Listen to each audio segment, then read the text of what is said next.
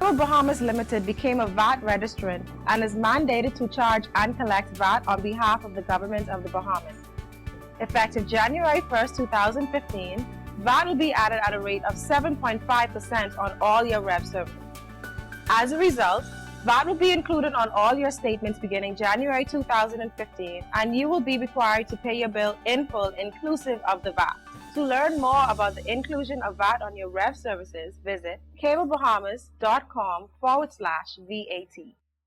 Official police records show crime decreased by 18% last year, though murder is up. A Grand Bahama shooting takes that island's murder count to 2 for the year. A road closure marks the start of COB's transition to university status.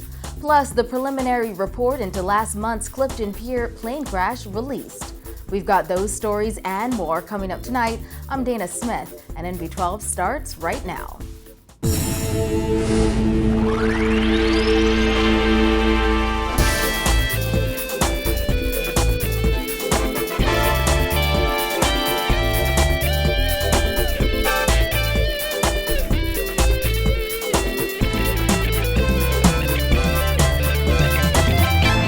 News tonight, crime was down overall in 2014. That's according to statistics released by Commissioner of Police Ellison Greenslade, who released figures during his annual Meet the Press event at police headquarters this morning.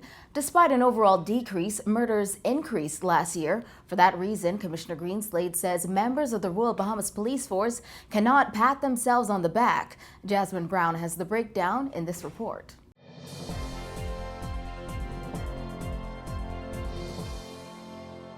The commissioner revealed that while overall crime was down, murders were up slightly. Added to the fact that police were finding it increasingly difficult to solve those murders, only closing cases on less than half of the 123 murders recorded in 2014. 2014 was a year fraught with difficulty for members of the Royal Bahamas Police Force, and by no small measure, fraught with difficulties for members of the public. And here's why. According to statistics released by Greenslade, the murder rate in 2014 was up 3% over the previous year. There were 123 murders recorded last year compared to 119 in 2013. 108 of last year's murders occurred in New Providence, 10 on Grand Bahama, and 5 in the Family Islands. While we have recorded in almost every category of major crime, double-digit reductions. I'm going to repeat that. While we have recorded in almost every category of major crimes here in the Bahamas, double-digit reductions, this vexing category of murders is causing tremendous concern, grief, and fear among the citizens and residents of this country. We are noting that in the vast majority of the murder cases, an illegal firearm, more specifically a pistol, an illegal pistol is a weapon of choice, and that figure exceeds 80%. I was totally surprised in discussing these figures with our senior command to note that in categories where we have blunt objects that we previously saw, knives and other such implements, those figures are now marginal.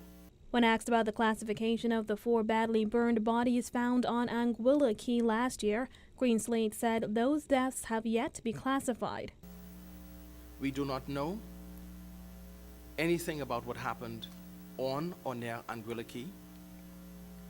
The Defense Force, working along with the police force, acting on information from the public, responded and recovered what appeared to be 4 remains, human remains.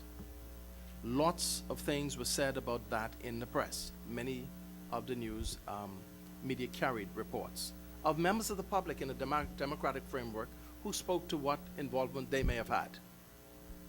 Today, as we speak, Her Majesty's coroner and the relevant pathologists, I'm going to repeat that, relevant pathologists and Her Majesty's coroner have that matter firmly within their purview. It's a very difficult issue.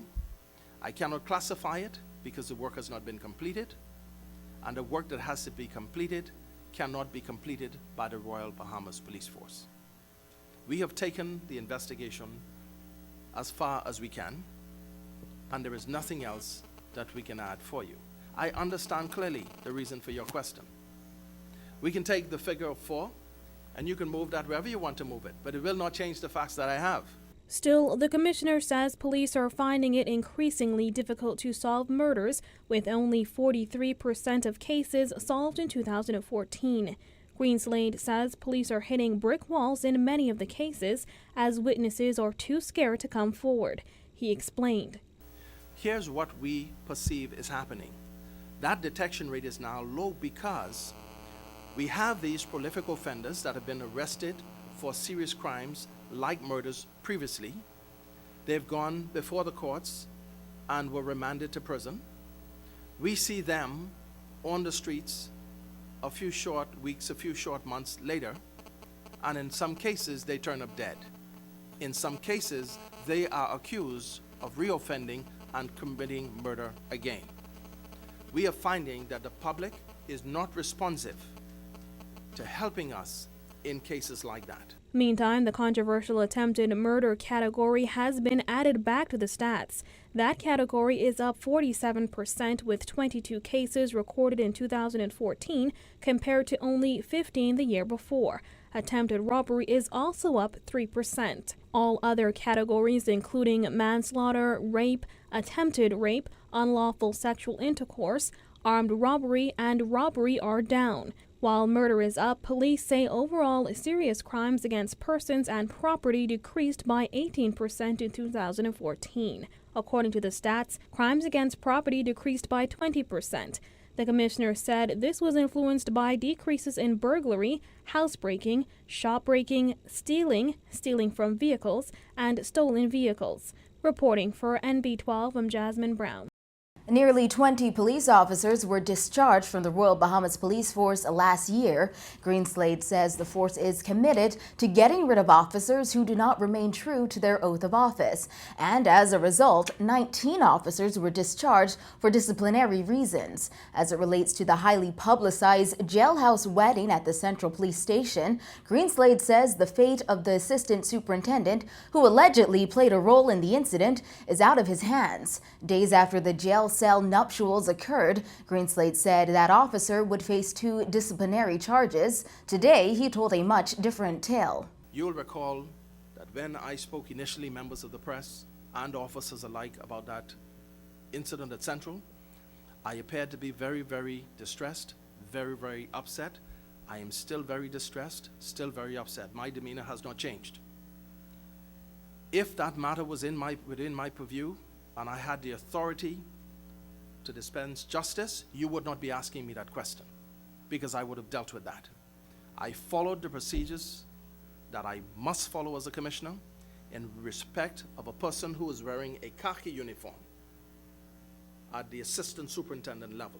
Those procedures are very different, and everyone in authority over me in this country understands clearly those procedures. He also revealed the 2 officers involved in the custody death of Aaron Roll, who died at the Southern Police Station in February 2013, are still interdicted. Greenslade says that matter is still before the Attorney General's office. The Commissioner has absolutely no control over that file at this stage. I can take no action. I have no involvement at this stage. Remember, the police department was being questioned about its behavior. I can't investigate myself. The matter went to Her Majesty's coroner. An investigation was done. Her Majesty's coroner spoke loudly to the Bahamian public and to the Royal Bahamas Police Force, and that matter was sent to the Office of the Attorney General. I'm not going to proffer any disrespect, and so I don't believe that I can go any further than that. What I will tell you is the officers concerned are not at work, certainly not wearing the uniform and performing police duties today as we speak. They're still interdicted from duty. Meantime, he says the Complaints and Corruptions Branch continues to investigate complaints against police. In 2014, 257 complaints were filed, compared to 285 in 2013. Well, a shooting incident in Freeport last night brought the murder count for Grand Bahama to 2 for the year. According to police, around 7:20 p.m. yesterday, a Freeport man was standing in a yard at Bass Lane West when he was approached by a person dressed in dark clothing and armed with a gun. The suspect fired several shots at the victim, hitting him multiple times about the body before fleeing the scene on foot. Upon arrival at the scene, police and EMS personnel discovered the lifeless body of the victim, a black male, lying on the ground. He was pronounced dead at the scene. Police say there is no known motive for the killing at this time, and active police investigations are ongoing. Police appeal to anyone with information on this incident to contact them anonymously at 919-911 or Crime Stoppers at 328-TIPS.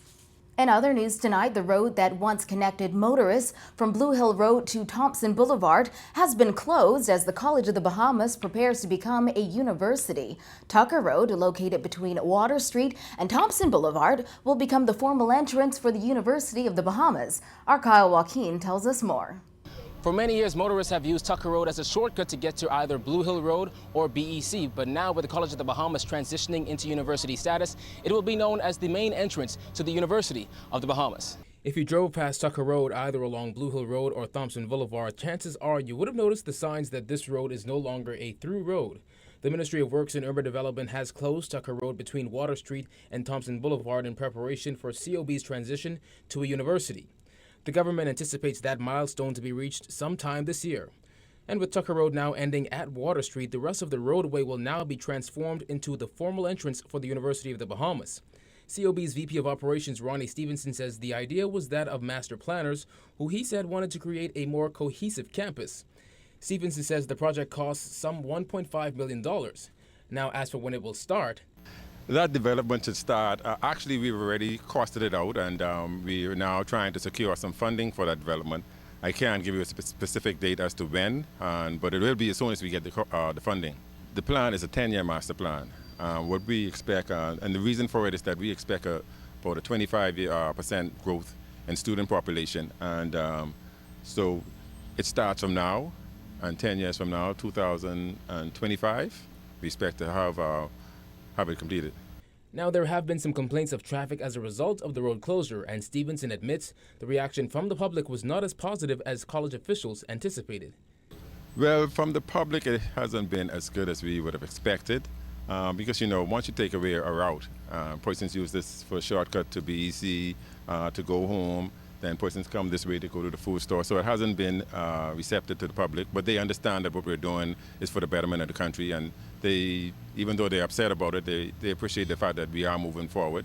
The students, on the other hand, we haven't gotten that much feedback from them because nothing has really changed for them. They're able to come, park where they want to right now, walk across, and have no problems. Bordering the entrance boulevard will be 4 new academic facilities, namely the Franklin R. Wilson Graduate Center, the GTR Campbell Small Island Sustainability Complex, a new museum, and a fine arts building. Stevenson says there will also be opportunities for public engagement in the proposed changes to the college's Oaksfield campus. In addition to all this, the master plan calls for modernized classroom facilities, vast open spaces to support vibrant campus life, and expanded administrative accommodations. Now, in addition to the road closure, this parking facility just behind the T-block that the students have known for years will also be closed. The parking lot right now will be moved from right here by the T-block and will be located adjacent to Chimney. And that you would have less traffic, and so it allows students to freely walk between the Culinary Institute and the main campus. In a press statement, COB President Rodney Smith said under the chairmanship of Alfred Sears, the College Council is providing excellent oversight of this process as the college moves ahead with implementing the guiding blueprint entitled The University of the Bahamas. Reporting for NB12, I'm Kyle Joaquin.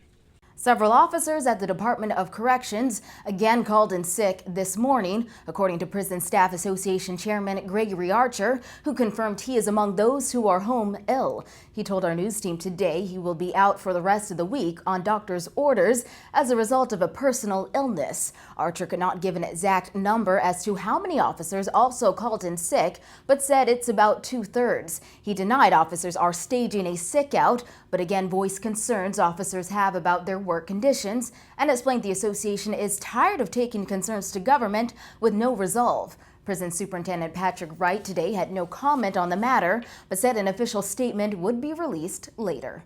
You're watching the best in Bahamian news. There's more when NB12 returns.